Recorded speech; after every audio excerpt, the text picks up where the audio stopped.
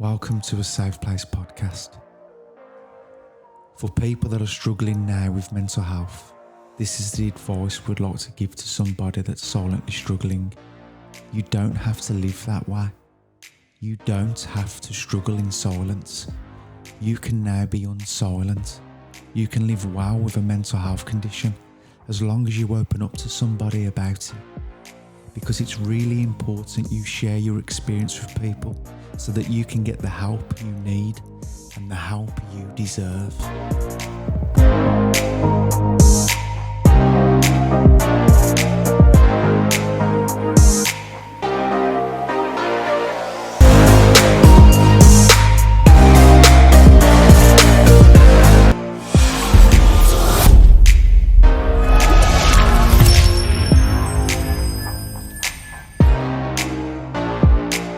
And welcome everybody once again to a Safe Place podcast. And in this week's episode, we've got a special guest on, which is David Bowman.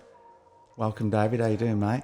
Thank you, Andrew. I'm doing well, a little bit nervous, but that's okay. Don't worry, mate. I'm there with you. A little bit of nerves in me. How you doing, Craig? All right? It's good. So tell us your story then, David. Where would you like me to start? Go right back to where you think it's relevant, my friend. Well, you know, I'll introduce myself. I'm David. I'm a grateful recovering addict, and I believe, like, some people think that they're born with a disease of addiction. Yeah. I'm not so sure if that's the case, because I remember some traumatic experiences as a kid that instilled a lot of fear in me. Yeah. And from that moment on, that fear stayed with me throughout my childhood and into my life, basically. And so about that experience, I was living with my mum and dad in Birmingham. I was born in Coventry. We was living in Birmingham. They were on the run. I didn't know that at the time. I was 3 years old. And so I remember being a happy kid. It was in a multicultural district of Birmingham. There was people who spoke different languages. My friends were different colours. I never felt any different from them. What era was this? Sorry, It would have been 1970. The 70s. Okay, Yeah. got you. So I think it was Saltley we were living in, which is a predominantly Asian area, if I'm right. So I remember one day on the doorstep, there was a commotion, and I remember holding my mum's hand on the doorstep, and there was a lot of men attacking my dad. How old was you, David, when you was witnessing this? 3. And it was really violent, and I didn't know at the time that they were police because they were in plain clothes. And my mum was screaming, I was screaming, and So you're going back there in a sense there, yeah. right? It is very difficult to talk about something that's, you've experienced, because you bring back the feelings up, don't you? So That's right. Yeah. Talk to me about those feelings, David. When you go back there and you're seeing those images in your mind right now through those 3-year-old lads' I eyes. can still feel that fear. I Yeah. can still feel that fear and that lack of control, and that everything was just taken away from us, from me, and my family at that moment. And life changed. From there, life changed for me. At the age of 3, it's just a shame, isn't it? somebody, I don't know whether this is true for you, but I'm sure that no one really explained what was going on. So you experienced something, and the adults knew what was going on. Yeah. But you never knew what was going on. It was madness to you, wasn't it? It's really interesting that you say that, and I'll come to that not knowing as the story goes on. Yeah. Because the fight in the garden went on for what seemed a long time. I'm not sure exactly of the amount of time. And then my dad was put in handcuffs and marched away by this group of men. And then me and my mum were taken away and put in 2 separate cars. Me and my mum in one car, and my dad in another car in front of us. And when we got into Birmingham city centre, it became apparent that they were police, because we got to the police station and I seen a police uniform. But my first thought was police safety. Yeah. Because no one had ever told me never to trust the police at that time. So my first thought was police, so that I equated that with safety. Yeah. So I grabbed a policeman's leg, because I was in fear, I was screaming, still crying, and he violently shook me off his leg and shouted, "Get this little bastard out of here." And me and my mum ended up in one cell. My dad ended up in another cell. And I remember my nan and my granddad on my dad's side coming to get me and take me to live with them. But I didn't see my mum and dad again for a few years. They went to prison for my dad had committed a violent offence in Coventry, and my mum perverted the cause of justice, protected. When you go back, David, to that little lad that held on to that police officer's leg because you assumed police meant safety, and he handled that situation by kicking you off and saying, "Get this." I went into shock. I was going to say, yeah. I mean, when you describe that, the feeling that I get hearing it is like pure rage. Yeah. The anger that come up in me then when you said that an adult can do that to a little kid that's just been through that. A professional adult as well. Yeah, it makes me feel sick. Well, if it makes you feel sick listening to it, yeah. I carried resentments all my life because of it. I bet you did, yeah. So I went to live with my nan and granddad, and going back to what you said about not knowing, I constantly asked questions. Where's my mum? Where's my dad? And my nan and granddad, trying to protect me as best they could, would say, don't ask questions. Yeah, and it's crazy that is, isn't it? Kids need explanations because cause otherwise we make up our own illusions, don't we? They do, but at that time the adults are trying to protect you from knowing it all in a sense. They think they're doing you a good thing by not telling you. They were like, my nan and granddad were like amazing. They were like a bit of both of what you just said. They thought they were protecting me, but really they weren't in that sense. Absolutely. Yeah. But the security was there. Yeah. You know, I was well looked after, and I had the security. But as soon as my mum come out of prison, she come and got me, and I went and lived with her. And just life just got worse and worse after that, with more traumatic experiences. Yeah. You know. Sorry to go backwards on the story, but you know the time when your grandparents said don't ask questions. Yeah. Did you make up any stories of what had happened? Did you guess? I was just my mum's sister. No, I didn't. I can't remember making up stories. I was just constantly in question, like, you know. My mum's sister used to come to my nan's house, and I used to ask her. As soon as I seen her, I'd say, "Where's my mum?" And again, it would be shut down. Don't ask questions. Did you think it was anything to do with you, or was you aware it was your parents? When I used to get told not to ask questions, I kept thinking I was doing something wrong. Yeah. You know. So and there's another traumatic experience on top of the other one, in a way. Yeah. Feeling like that you can't ask questions. I mean, that's trauma in its own right, that you can't be your own individual and ask what seems like a very normal question. What's going on? And for you to be made to feel, not purposely on their part, they're trying to protect you, but to be made to feel like you asking that question is doing something wrong, that can really withdraw you and close you in on yourself, can't it? Yeah. And limit the chance of you ever opening up to try and resolve anything that's going on within you. Yeah, I understand. When I think about it, and I think about why wouldn't they just sit me down and tell me what was going on? Yeah. I do understand why. Yeah. Because what were they going to say? Oh, your dad committed this violent offence, so, you know, the police came and arrested him, and that's why they battered him, and that's why he's in prison. That would have, I believe, for me, that would have been too much to take on at that age. So I do understand why my nan and granddad were protecting me in that way. But it didn't help from a child's perspective. And then you turn inwards and try and work things out for yourself, don't you? And you say some of these patterns of behaviour continued as you was growing up, David. So you've moved on from the 3-year-old David now, and you're going into teenage years. What's going on in your life there, mate? From before my teenage years, I'd started rebelling and I'd do anything that was, because I didn't like the way I felt. Yeah. You know, because I still had that fear. Yes. And I always felt uncomfortable. So I used to do things to change the way I felt. And that would be, I didn't know this. This was addictive behaviour. I didn't know this until I spoke to counsellors about it. Yeah. And I went to rehab. I'll come to that later in the story. But so I used to do things to change the way I felt. And to do that without a substance was to do something dangerous, like, or just be naughty. So as kids, we'd be going scrumping, you know, stealing apples, Yeah. knocking people's doors and running away. Yeah. But for me, it'd have to be the most dangerous. Like, we'd have to know that we were getting chased. I've got you.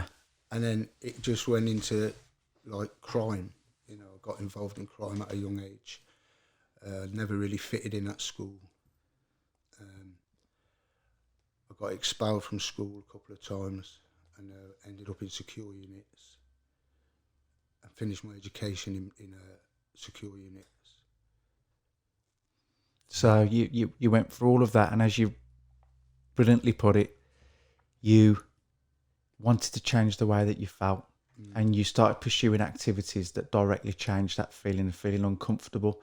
You like the adrenaline, the feeling of being chased, and therein lies the beginnings of those addictive parts of your personality, which are there in a sense, believe it or not, as ways of trying to heal the initial trauma. It's just unconscious. Yeah. You're naturally trying to change the way you feel. No one wants to feel bad. That's and you right. found behaviours that done that. It was just that they didn't serve you in the long term, did they? No, and the consequences of them weren't good, and they kept getting worse because my actions kept getting worse. Yeah. And think of that cycle right there. As it was getting worse, you felt worse, and then the addictive nature came out even more expressive. Yeah. So you got yourself stuck in a really negative cycle there, didn't you? I did, yeah, from a very young age. And then obviously substances were an easier way to change the way I felt. Yeah. It's a shame, isn't it, that you're, in a way, in the end, you got addicted to the feeling that was a feeling that you should never experience as a 3-year-old, of pure fear. And then you live your life chasing that behaviour because it's home to you when it should never have been home to you. No, that's right. You know, you should never have... and, you know, you can't be wrapped up in cotton wool, but you certainly shouldn't have experienced what you did. No, and there's healthier ways to experience adrenaline and that, isn't there? Yeah. There is, yeah. Like fairground rides, etc. Yeah. So talk to us then, David. So no one can argue the fact that you went through really bad trauma and you got stuck in negative cycles of addiction to try and relieve yourself of feeling that trauma. Mm-hmm. When did it all begin to change? Probably usually at a point when it got at its worst, isn't it? When I'm not clear about what you're asking. When did it begin to change? When did you start to become conscious that this was going on in your life and you can move forwards and begin to change what was happening in your life? I knew years ago, like 20 years ago. I knew a long time before that even. But 20 years ago, I woke up in a coma with some really serious life-changing injuries. Yeah. From my behaviours. Yeah. Consequences of my behaviours to the wrong people. Yeah. And my nan was holding my hand when I come out of this coma, not knowing if I was going to die. And I had all tubes coming into my body. I had a bullet in my leg. My fingers were chopped off. I had punctured lung, broken bones, broken jaw, missing teeth. A lot of injuries. And as soon as I clapped eyes on my children's mother, I associated her with drugs because we used drugs together. Yeah. And that was 20 years ago. And I started using drugs from hospital straight away. And I knew I wanted to change then, but I couldn't. I didn't know how. This goes into what I'm doing now about, I was still listening to the same people. Yeah. Who were doing the same things as me. And, you know, it's what I know now is to change my thinking, to change my reality, I've got to change my mentality and I've got to change who I'm listening to. Yeah. So to get the results I want, I've got to listen to people who's got the results that I want. Did you get out of certain groups of people? Did you avoid certain people? It took another 20 years. Really? Yeah. I was still going to prison and doing drugs and madness. So it's like 2017 I went into rehab.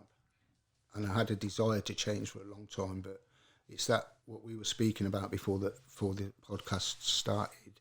It's that male false ego and false pride. And because I come from that kind of background, I didn't see any males in my family talking about feelings and emotions and getting vulnerable. And so I didn't know where I could go with this, and I did feel different. I bet you did, yeah. And I did feel different. You're actually stronger, aren't you now? If you think of the masculinity, you're stronger if you can speak about feelings and emotions with a man and be comfortable with these sort of conversations. Yeah. Far stronger than the ego defence that you probably had for 20 years. Yeah. So as recent up until 2000, that's right, that is. 2017, Yeah. you went into rehab. Talk to us about what that experience was like for you, David. That was the scariest thing I've ever done. And my brother Philip, I'm really proud of him, by the way. He's 7 years clean. He's got a fantastic life, lovely children. He's got his whole life together. It's coming along nicely. He's studying criminal psychology. He cleaned up like a long time before me, a few years before me, and he said to me, Dave, it'll be the scariest thing you've ever done. It'll be the hardest thing you've ever done, but it'll be the best thing you've ever done. Yeah. And it was really scary. It was really scary. In terms of what was the most scary thing about it, was it those feelings, David, that you was having to confront for the first time really in your life? Yeah, definitely. And I was saying to Craig a minute ago about trust. Yeah.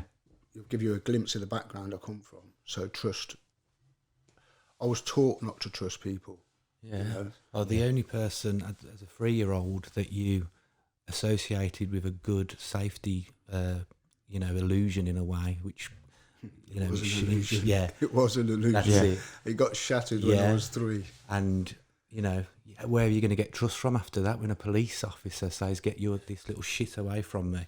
You ain't going to have any trust after that, and your mum and dad are disappeared. Well, that's why it was lucky that you fell into the hands of your grandparents, who was a little bit of that for you, wasn't it? Yeah, definitely. They're really family-orientated people and staunch people, and, family first, and that's their philosophy on my dad's side of the family. It wasn't that case in parts of my mum's side. But, I was fortunate, yeah. It's just a shame to think there's that many kids that get out there now that could be going through something similar, and they've got not that strong family support network in place to fall back onto. Yeah. So talk to us about what you're doing now with your life then. The guy that's been through all of this pain, all of this addiction, stuck in it for 20 plus years. No, I was stuck in it for 30 odd years. 30 years. Oh, that's the Class A side of it. The 20 years is that going back to that point in my life where I knew that it was all over, but I still carried on for another 20 years because I didn't know the solution. I didn't know how to get out of that rut. And you hit rehab. You confront those awful emotions that are going on inside of you. Yeah. Then what happened after that, David? It's a process. It's not like any just changing there and then. It's a continued process that continues to this day. Yeah. So I faced my fears. I opened up to someone, and what helped me was knowing that the counsellor that I was speaking to, a lovely lady, Sue Gray, got to give her a shout out. Yeah. I knew she was bound by confidentiality, so that helped me. Do you know what I mean? And I think I was blessed because it was a woman. I just found it easier to open up to a woman. Okay, yeah. I don't know why that is, but I just found that easier. Yeah. Now I can open up to men. I'm all right. I just own that I'm just a man. Do you know Absolutely, what I mean? mate. And we're all born with these same feelings and emotions. Absolutely, David. And it's about learning how we manage them. Yeah. But the background I come from, I was never taught that. I just seen these big, because my dad was well thought of in a criminal sense, and my uncles were. So I just seen that as role models. So now I came out of there and I knew what I wanted to do. I wanted to help other people who's had similar experiences as me. Yeah. And that's what I do now. I work in a rehab, and the rehab I work for has got a CQC report of outstanding. Yeah. And I'm just really blessed to work there. And I do 2 days a week because of my personal circumstances. And it's just amazing. It's amazing, And I've only been there since May, but the people who I interact with, the people who I work for, like the clients, residents, I've had some really positive feedback from them. And I know I'm not a counsellor, I'm not skilled in this area or that area, but it's the human touch that they Absolutely, get mate. most out You've got of. more than qualifications. Yeah. You've been through it all and come out the other side of it. It's that you can't put a value on that. Yeah. Unfortunately, this is a problem as well that we highlight now and again with counsellors and therapists. Yeah. They wouldn't be as good as you because they haven't had those experiences.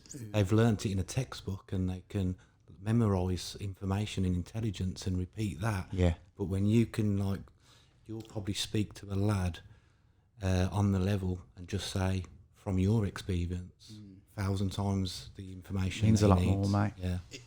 I understand what you mean there, Craig, and my mindset was very, very similar, if not identical, until recently.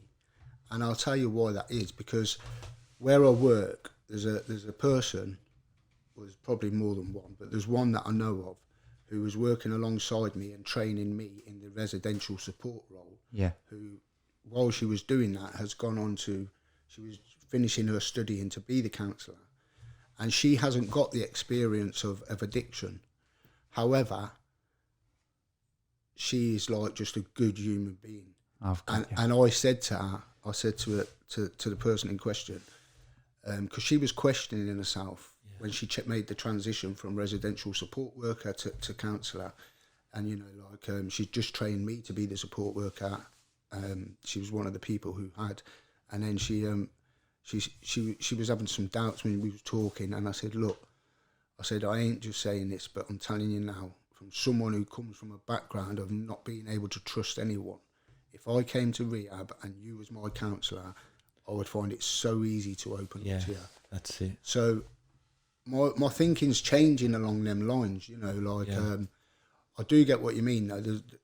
I know when someone's just going from a textbook. Yeah. But she's got the human touch, this person in particular, do you know what I mean? And it's just nice to hear that through this process, David, as well, that emotion of trust is building up in you again. You're starting to trust people. You're starting to trust yourself. Yeah. Trusting myself, because when I first came out of addiction, I was that confused about everything. I'd made so many wrong decisions and always getting things wrong, and it always felt like I was getting things wrong, and so I was scared to even communicate with people in case I offended or in case I said something wrong. It's like my brother said, like Phil said, he said, Dave, it's going to be the hardest thing you've ever done. Yeah. But it's definitely worth it, Well, David, I tell you what, I mean, we're close towards the end of the podcast, but one thing that I think is really important, if with what you've been through, and if there's anyone out there going through a similar story that David's gone through, what is the one thing, and it's hard to always put it down to one thing, but what advice would you give to that person that could be watching this now that was in the same situation as you to try and get out of it, David?